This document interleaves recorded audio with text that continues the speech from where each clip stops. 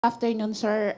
Sir, regarding the President's statement yesterday, that he wants to talk first with the concessionaires and the former lawyers of the government regarding the concession agreements.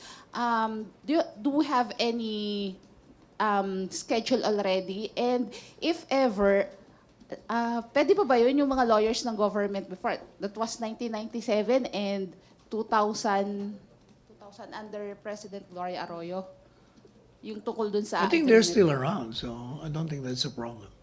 So meron na bang possible schedule kung kailan? Wala pa siya sinasabi. Since he announced it only last night, no, hindi gagawin pa ng schedule yun. Pero if ever, what would be the specific questions or ano yung gustong malaman ng President regarding that? Obviously, gusto niya malaman bakit kayo pumayag ng ganitong provisions sa inyo. And then, may possibility na makasuhan sila or what? Paano, sir? Di ba sabi niya, he will file economic sabotage to those involved. Against How all of them. about, sir, dun sa mga former presidents na kung saan nalagdaan yung agreement? Against all nga eh. Everybody that is involved in the drafting and approving of that concessionary agreement. So pwede si former President Ramos and former President Arroyo? They could be included? If they are what? if they are part of the conspiracy, Okay, thank you. but if they are not, they cannot be included. Follow up? Si ano muna, Pia? Sir, can we confirm reports na canceled na daw po yung extension ng concession agreement with the water concessionaires? Is there truth to those reports? I have not received any info on that. But as far as the palace is concerned, can the government nullify or cancel the extension agreement considering hindi naman satisfied ang government with the services of the water concessionaires? As we have said, there will be legal options to be availed of. Depende. Pinag-aaralan nga, di ba, ng DOJ. And that is one of the options, sir. First, the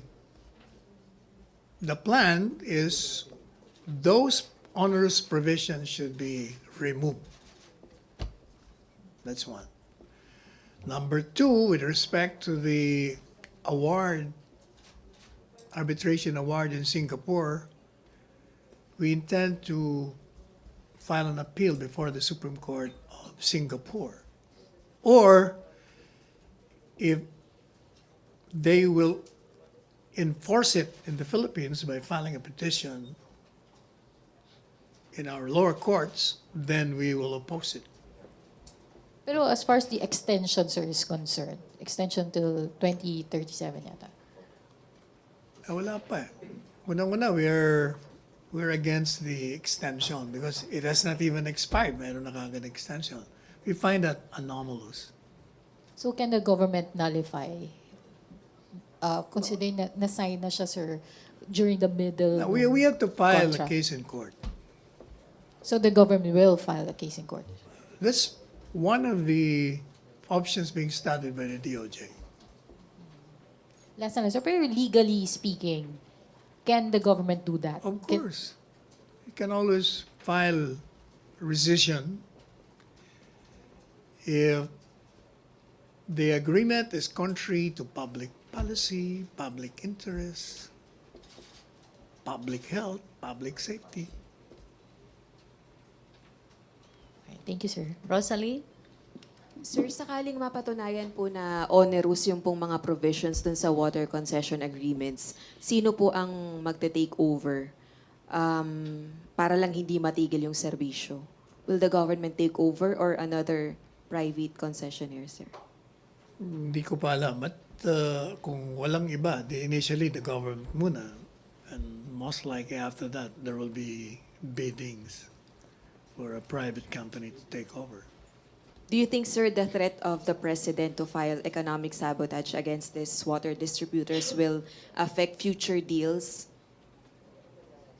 Insofar as the parties who will be substituting for the old ones, they will be put on notice that they cannot do anything that will be contrary to the interests of the Filipino people. May follow up? Henry? Sir, may utos ba ang Pangulo na mag-file Department of Justice or any government agency sa Supreme Court para ma-review or mapag-usapan yung concession agreement? Ganito yun, no? The President want the onerous provisions removed. If that can be done without going to the courts, then we have no problem. But if it cannot be done, then we have to go to the courts. Pero sa ngayon, no, wala pang inuutusan ng Pangulo na go to the Supreme Court and file a case against Wala pa, hindi ba this- sabi niya kagabi, I want to talk first to these people involved, the lawyers. Di ba yun ang sabi niya kagabi? All right, thank you. Okay, may questions? MPC? Wala na? Bernadette?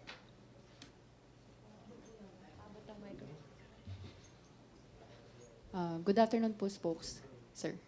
Sir, question lang po, clarification. You said po na makikipag-usap po si Presidente sa mga water concessionaires dahil po gusto niya pong i-work out yung onerous provisions with them. Yun po ba yung purpose Hindi ng ko sinabi yun. Una-una, hindi ako nagsabi nun. Si Presidente yung nagsabi nun. Yes. Kino-quote ko lang siya. Okay. So yun po yung purpose ng meeting, sir, to work out Hindi the ko rin onerous. alam ang purpose. I'm just saying that siguro he wants to know why they allow these provisions to be agreed upon by their principal.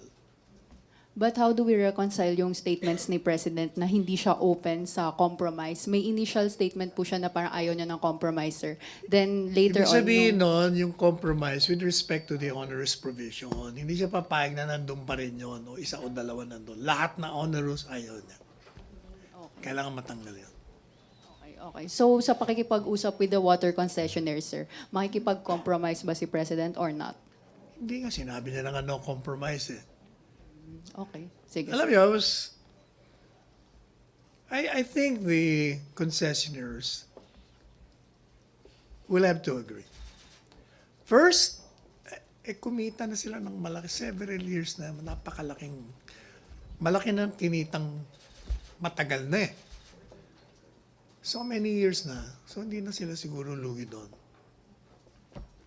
Sir, thank you so much. Okay, questions? Joseph? Mag-last question na tayo kay Joseph.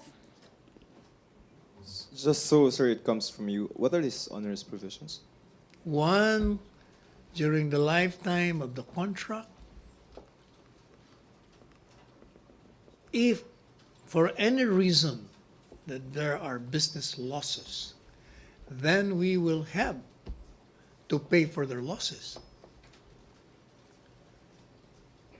Number two, we cannot interfere in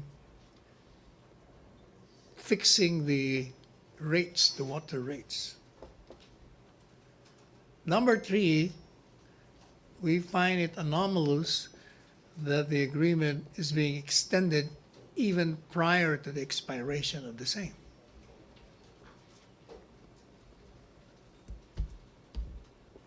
Joseph? And if these are removed, then they stay.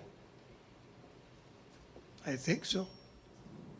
You mentioned that assuming no, na the government will first take over and then open it up to other private companies. Hindi ba nagsiset lang si Presidente ng tone to allow another company to... Not necessarily. The original can always bid. It's open to all. But if they already agree, bakit mo papapalitan kung nag-agree na sila? All right, sir, thank you. Julie? Sir, after say ma-review yung contract at let's say matanggal yung onerous provisions and then makasuhan ng economic sabotage yung dalawang water concessionaires, will the government be banning these two water concessionaires from ever entering into any agreement with the government regarding water distribution? Yan ang hindi ko alam. I cannot answer that now. I will have to ask the President. Okay, sir. Thank you, sir. Okay, mag-last question na tayo. I mean, follow-up ba? Follow-up. Ina. Sir, if the water concessionaires agree to scrap the supposed onerous provisions, will the president not push through with his plans to charge a file to sue them? You know, when a crime has been committed, even if you return, there is still a crime. And the president is mandated to enforce the law. And the law says any transgressor will have to be prosecuted.